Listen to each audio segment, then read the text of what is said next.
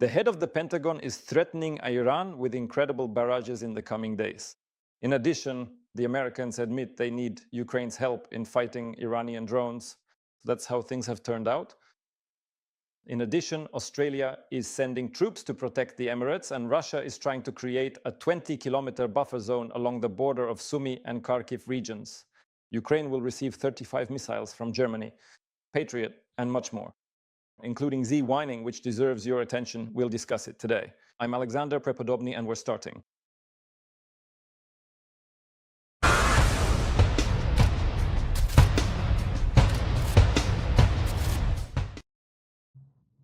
Friends, Roman Tsymbalyuk, journalist and blogger, will be joining us today.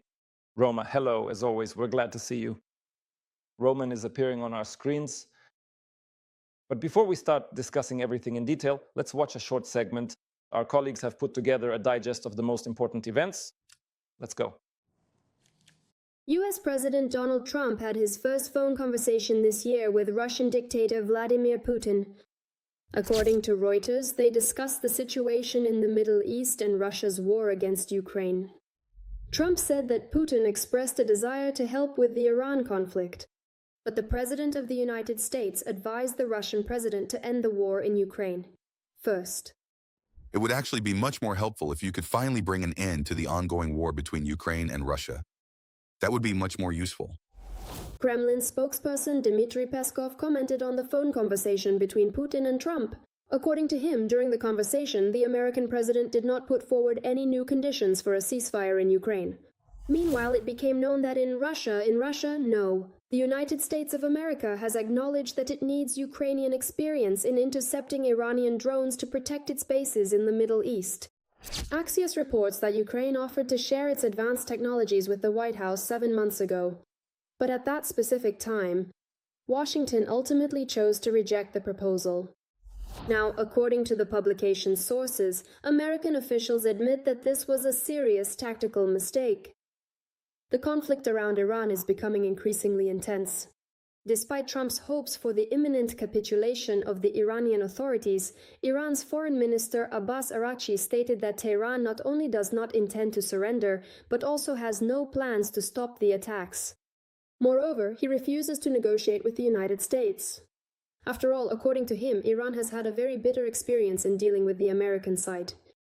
The head of Iran's foreign ministry said that despite Pentagon strikes on nuclear facilities, the United States of America has neither managed to destroy the nuclear program nor stop the missile attacks.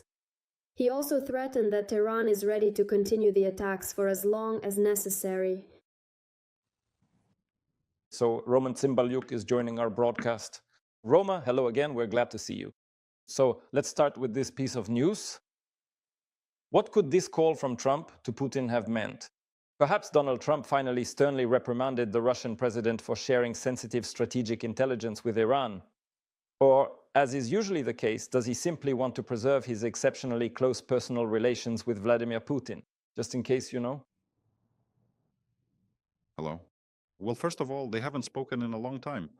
As the Kremlin emphasized, it's been such a long time. There was such a long pause that everyone missed each other. Actually, I think the main issue was this. It was about increasing the presence of Russian oil on the world markets to somehow calm things down. Russia used to have a 10% share of the global market. Now it is less, but it is still significant. And I think this topic was the most important point.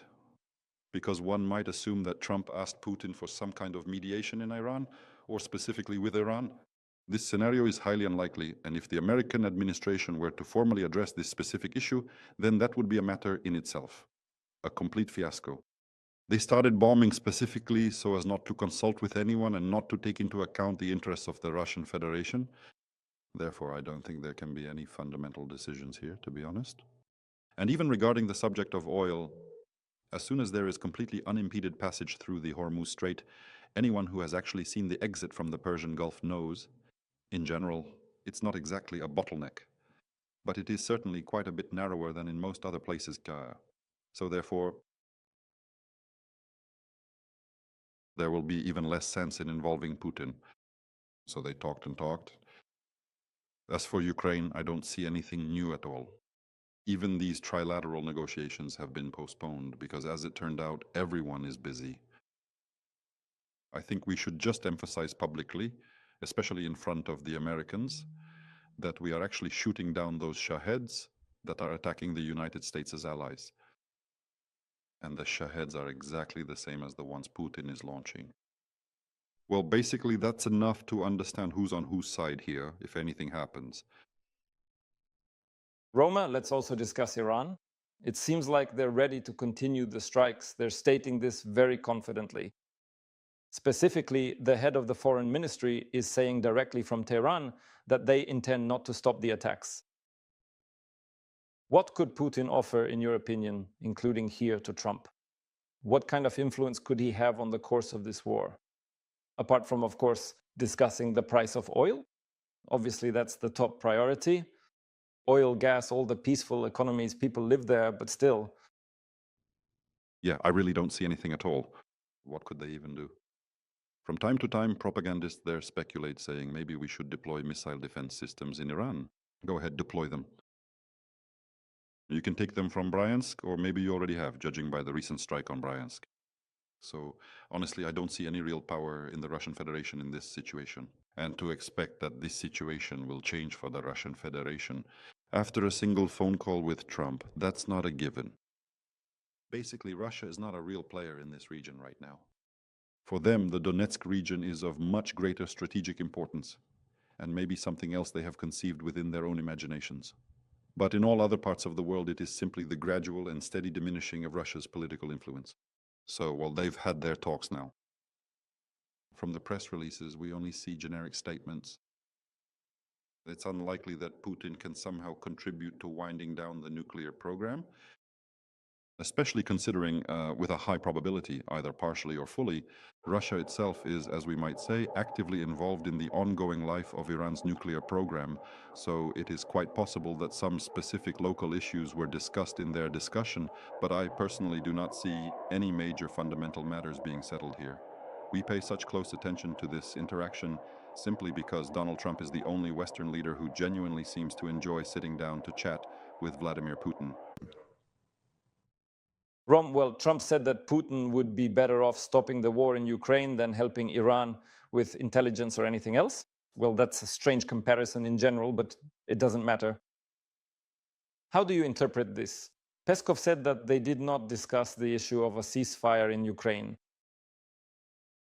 Can Trump presently exert any meaningful influence on Putin in the context of the Russia-Ukraine war? Now, if we move a bit away from the Iran agenda, I actually think we've gotten a bit too carried away with this topic.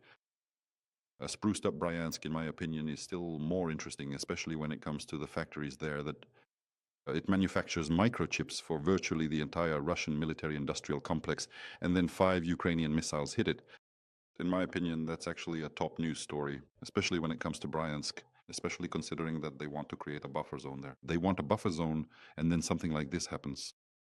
As a matter of fact, if we are already discussing the American president, this specific observation he made that it would be much better if he focused on ending the war in Ukraine rather than attempting to play a mediating role in the Gulf, well, that just goes to show that the Americans perfectly understand the situation. They won't get anything from him. They won't get any cooperation. They won't get it because Putin has nothing to offer. He's just that, a naked Kremlin dwarf. Okay, here's something else I want to discuss with you. We even have a very interesting video about how Pushilin met with Putin. He summoned him for a serious dressing down, yet Pushilin was openly boasting about how wonderfully the temporarily occupied territories of Donbas and the Donetsk region are currently flourishing. Basically, he was saying how great and beautiful everything is. Let's briefly listen to these fantasies now, and then we'll discuss what it was all for. It is abundantly clear that the damage over the last several years has been absolutely colossal. And the recovery is happening at a fairly rapid pace. I've had a chance to take a look. Well, we generally look at VContact, but I checked the data I have available. Tell me, please, what was the purpose of this show? Why did they invite this, well, absolutely, I don't know, it seems to me, such a marginal figure to the Kremlin again? maybe here? Is it that the topic of territories will come up again? Or why did Pushilin come to Moscow? Putin has a long-standing and well-established tradition of personally convening with the Gauleiters he appoints to the regions. And they aren't necessarily from the occupied territories. Sometimes these are internationally recognized Russian regions. Not occupied, let me emphasize that again. Yes, the thing is, they keep repeating some mantra about how Donetsk has improved, but that's just nonsense. At the very least, the key question Vladimir Putin should have asked is about water. But what interested him was the percentage of control over Donetsk region, how many square kilometers remain under the control of the Ukrainian army, respectively. So that's what interests him, but he doesn't care about anything else.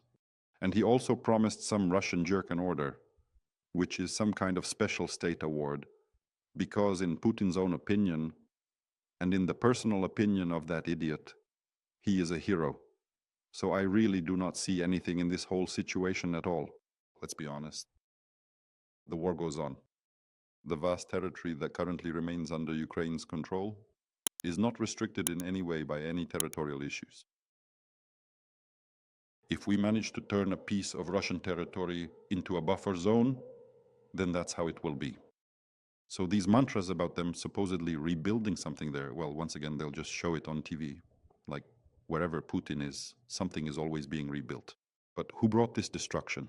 Who did? Well, the Russian army, of course. What exactly are they rebuilding?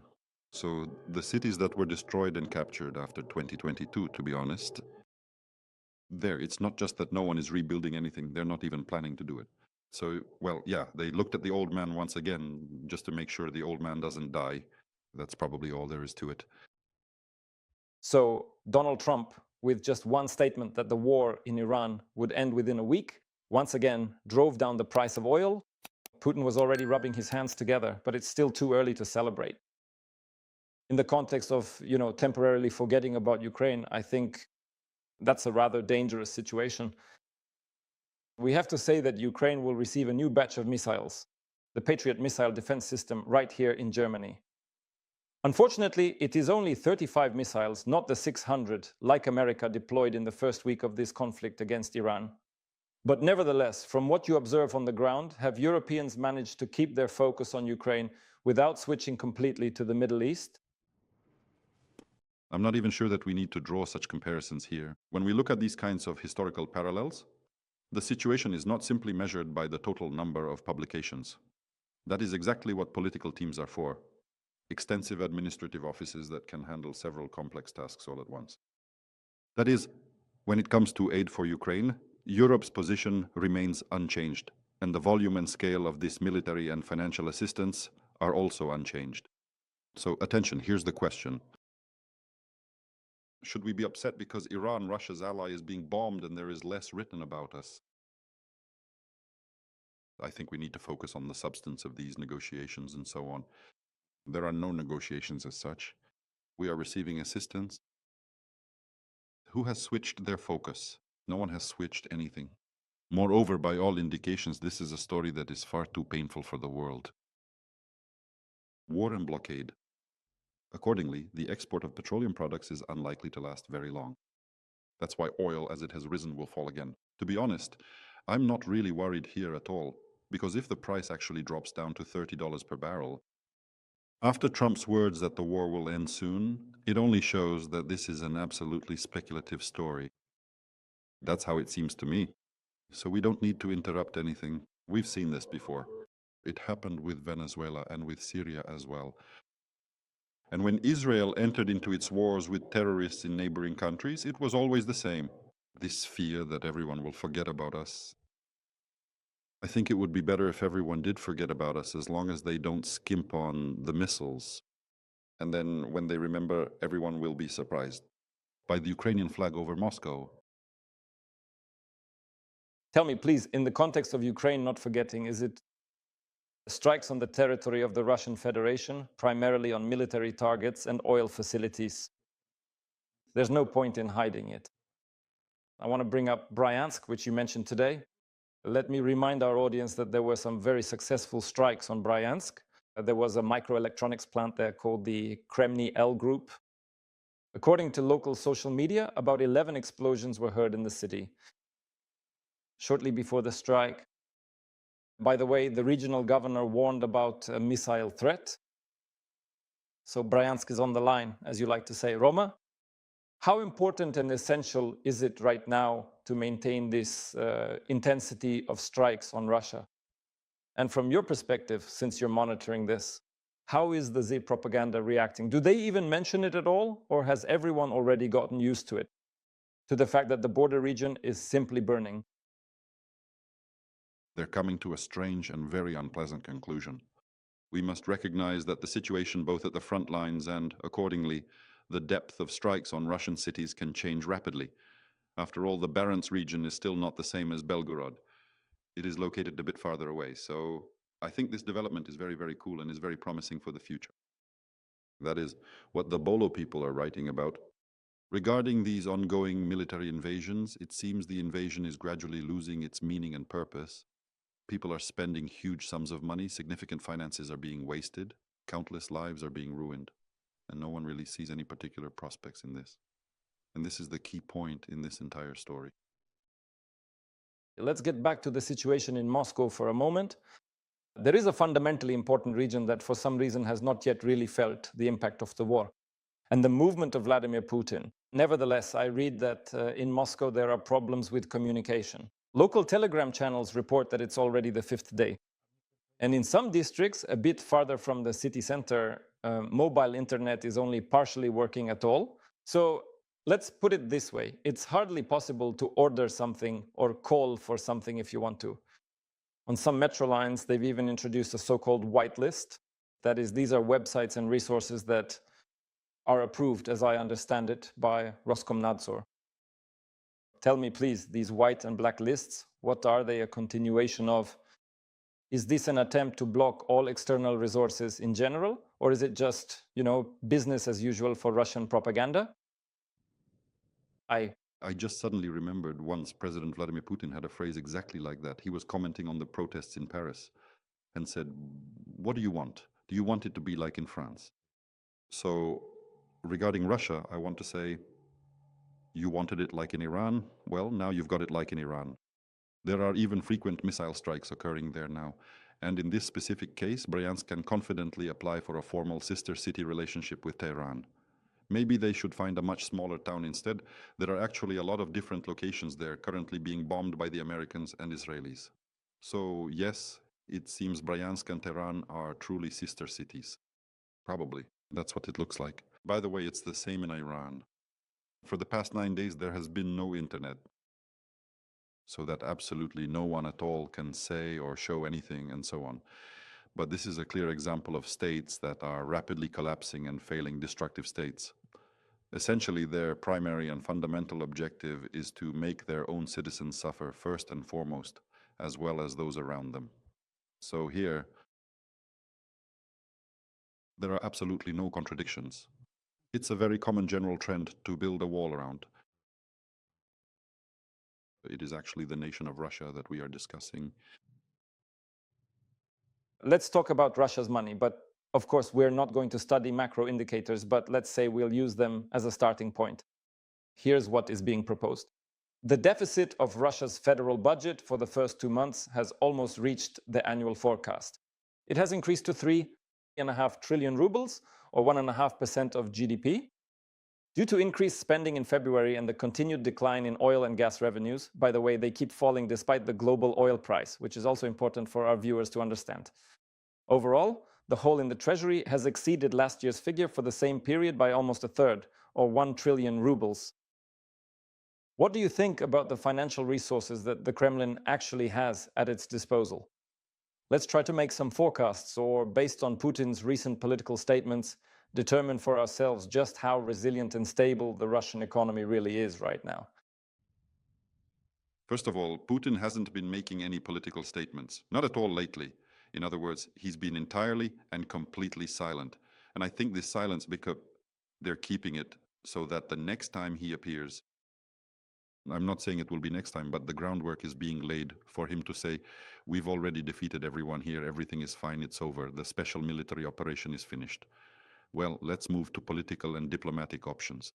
I honestly don't know, but that is just how it seems to me personally, because the underlying assumption that they can continue to fight forever, in my humble opinion, is way overestimated, especially when you are considering, well, these specific mental characteristics of the Russian people. They pretend that it doesn't hurt them and so on and so forth. To put it simply, having no money means there is no money for war. If there's no money in the economy, there's no money for war, or at least a lot less of it. Plus, with the continuous and escalating series of military strikes occurring on Russian territory, well, that is a more than sufficient and compelling reason to carefully analyze and consider all the various proposals made by Trump and his associates together. But they don't make any proposals. Often it's based on our recommendations. Roma, to wrap up, look, I think here the devil may be in the details because it's unlikely that Putin signs anything just like that. So Putin gets the right to send the army to countries where Russians are being arrested. Our audience explained what this is about.